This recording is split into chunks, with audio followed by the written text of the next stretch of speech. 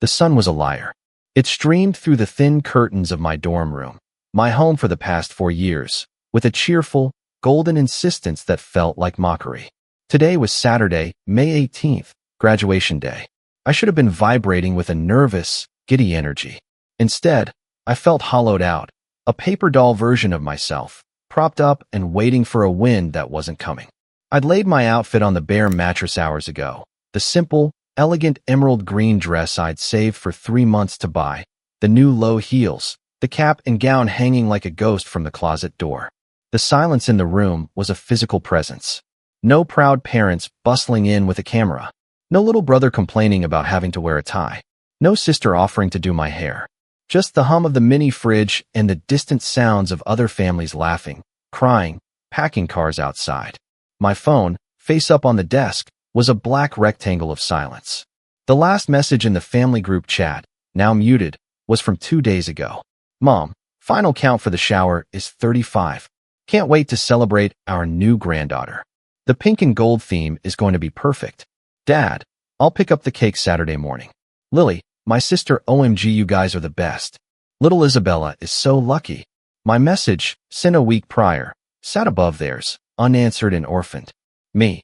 Asterisk just confirming, graduation ceremony starts at 2 p.m. at the Quad. I have 4 tickets at will call under your names. Let me know if you need directions. Really hope you can make it. Asterisk. No response.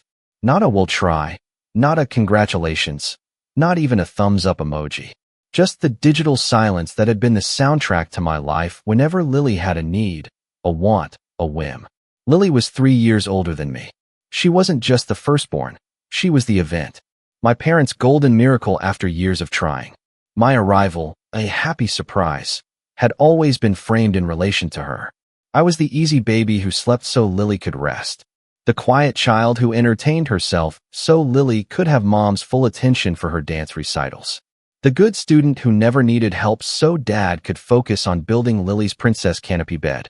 And now, Lily was having the first grandchild. A girl. Isabella. The event of the century.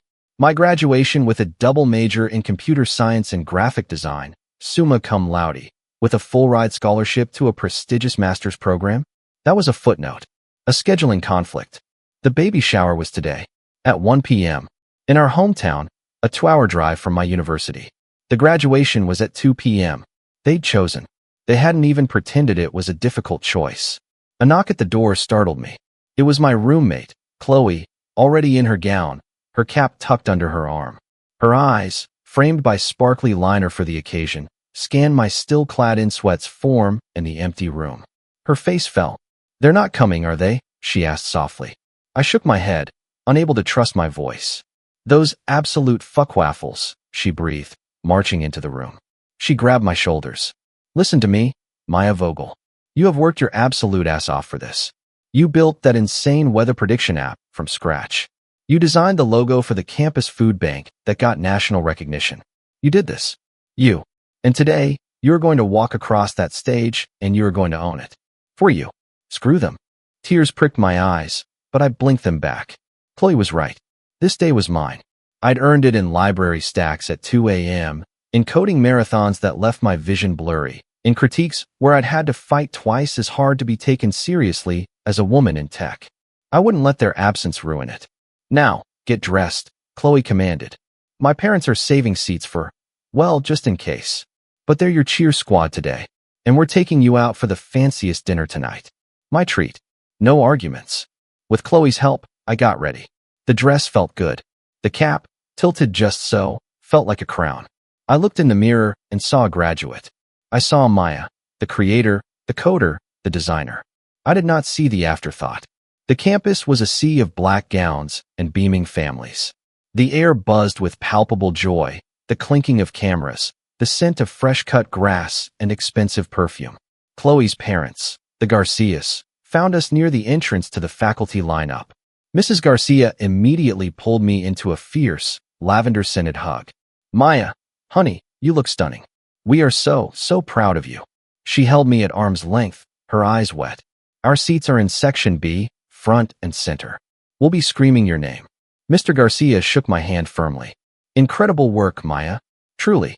Chloe's told us all about your projects." Brilliant stuff. Their pride was a warm, solid thing. It almost filled the cold, hollow space where my family should have been. Almost. We filed into rows of chairs on the sun-drenched quad. The ceremony began with the usual pomp. Speeches about futures and potential. I sat stiffly, my eyes involuntarily scanning the crowd in sections A and B, a foolish, pathetic hope fluttering in my chest. Maybe they'd had a change of heart. Maybe they'd left the shower early. Maybe.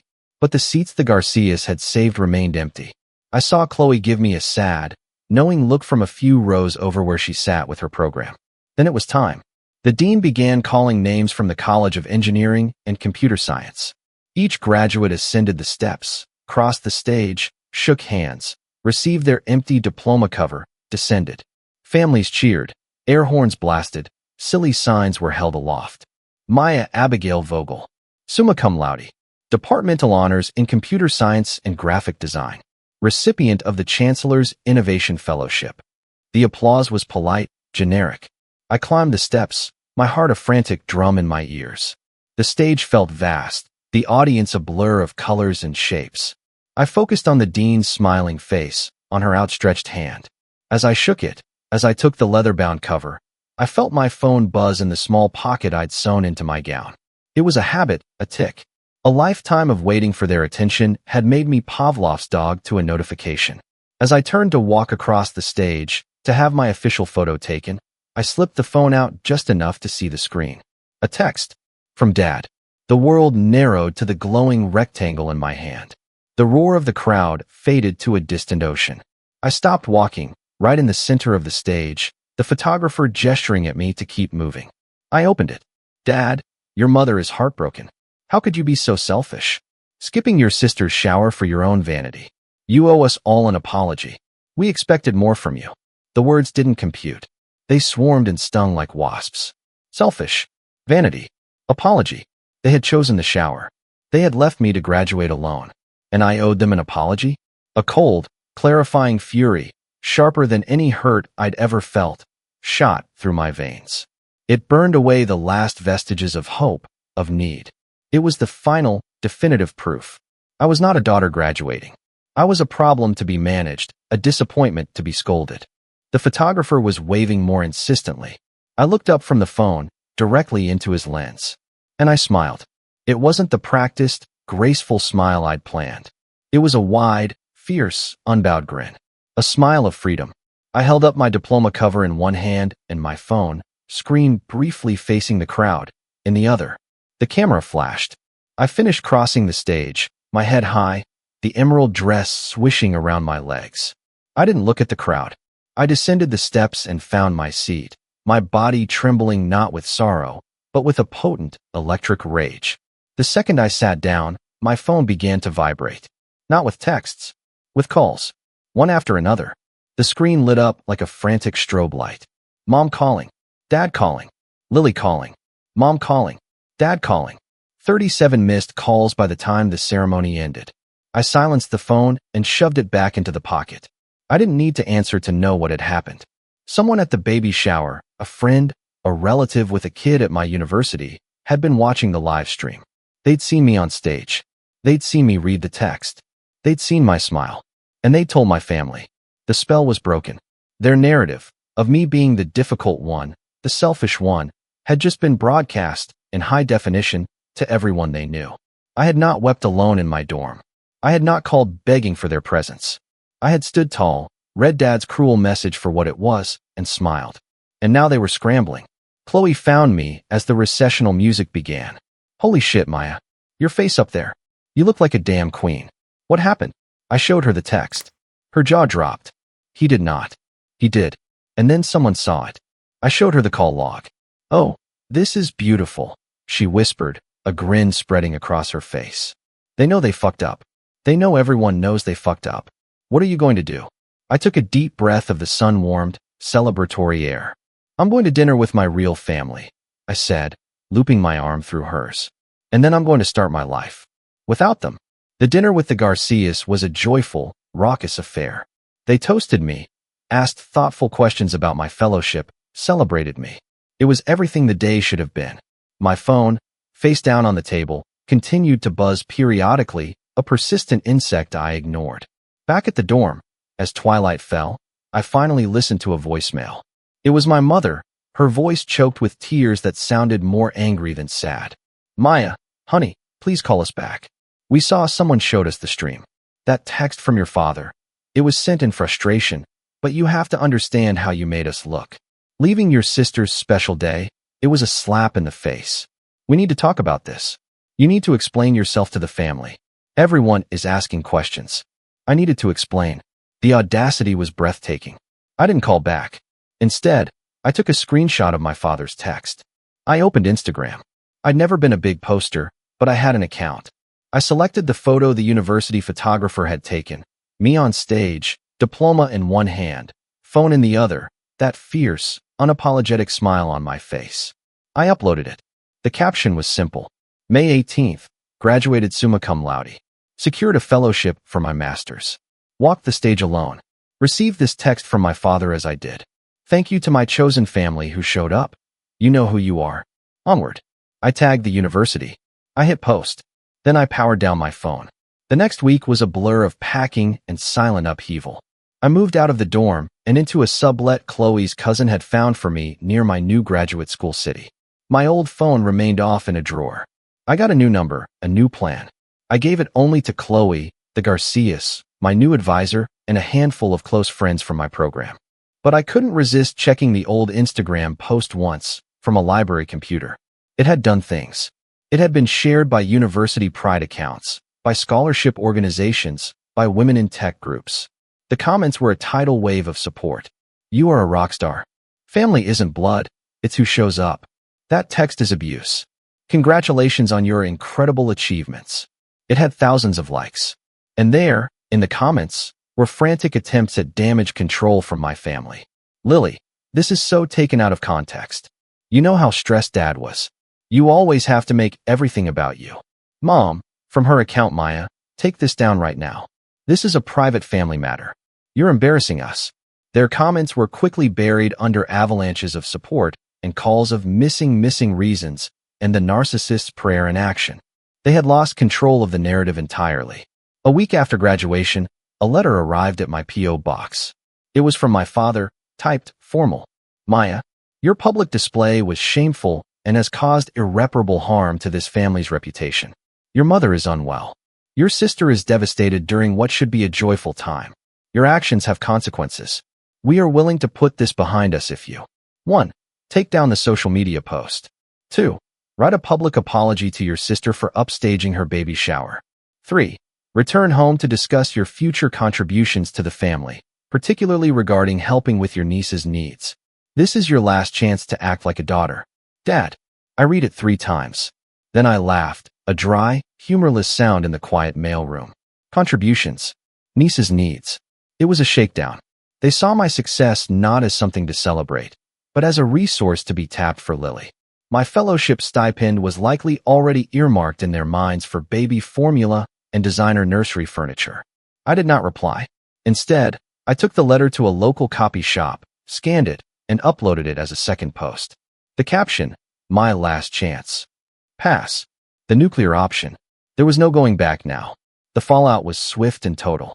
My extended family, aunts, uncles, grandparents, began to choose sides.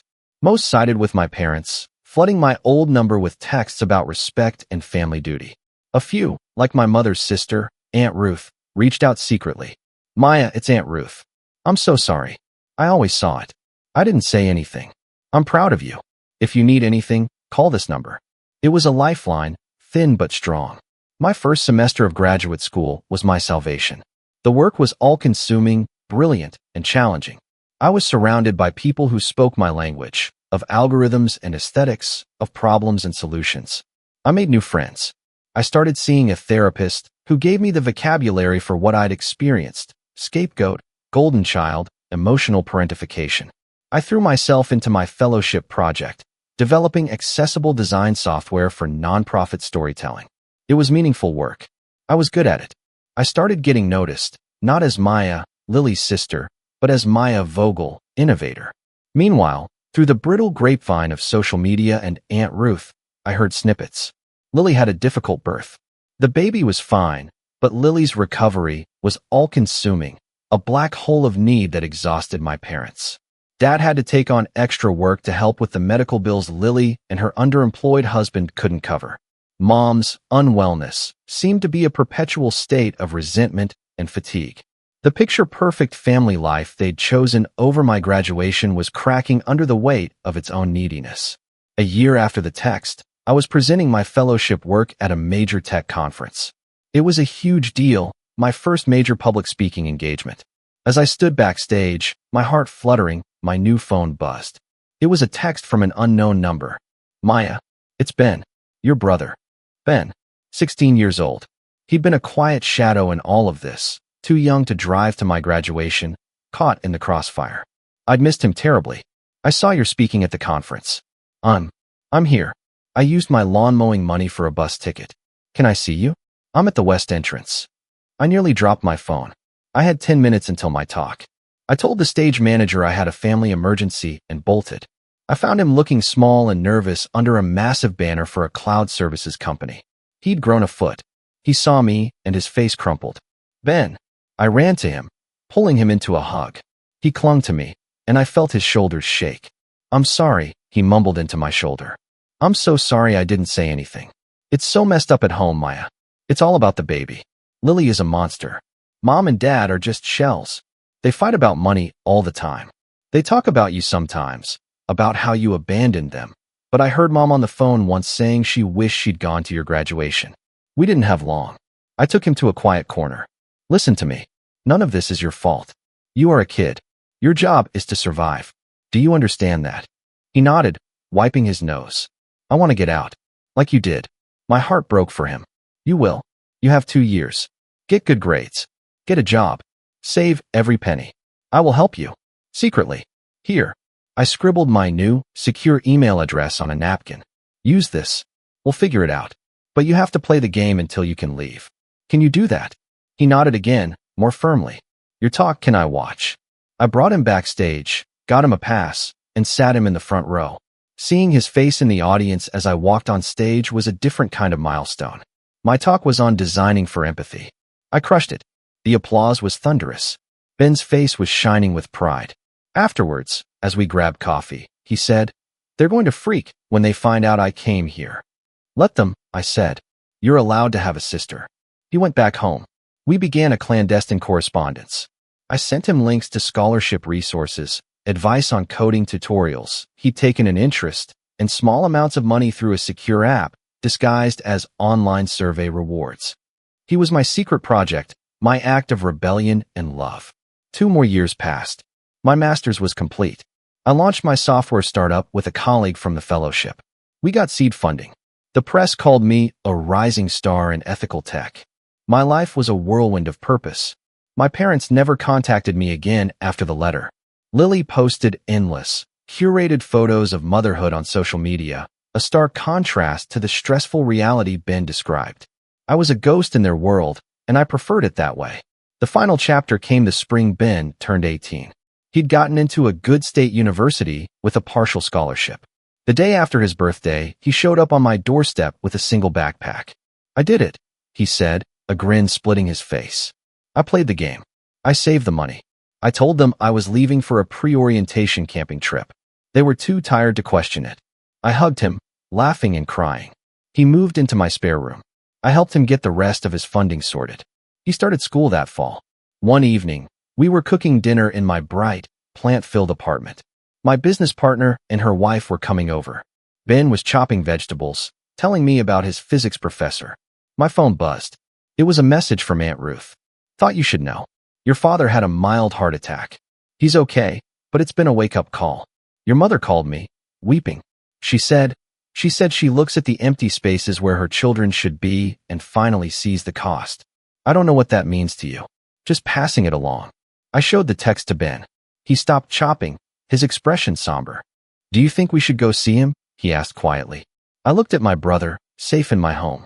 I looked around at the life I'd built, the evidence of my work on the walls, the smell of our shared meal, the sound of my friends' laughter coming up the hallway. I thought of the girl in the emerald dress, alone on the stage, finding her strength in a cruel text. "No," I said, my voice gentle but final. "Some costs are meant to be paid. Our obligation isn't to fill their empty spaces. It's to make sure we never have spaces like that in our own lives." He nodded, understanding. He finished chopping the carrot. "So," he said, the somber mood lifting, "do you think Sarah and Lena will like this stir-fry?" "They'll love it," I said, turning back to the stove. The doorbell rang. It was the sound of my chosen family arriving. It was the sound of a life built not on obligation and guilt, but on respect, choice, and hard-won love. I had walked the stage alone, but I would never be alone again. And that was the sweetest revenge of all.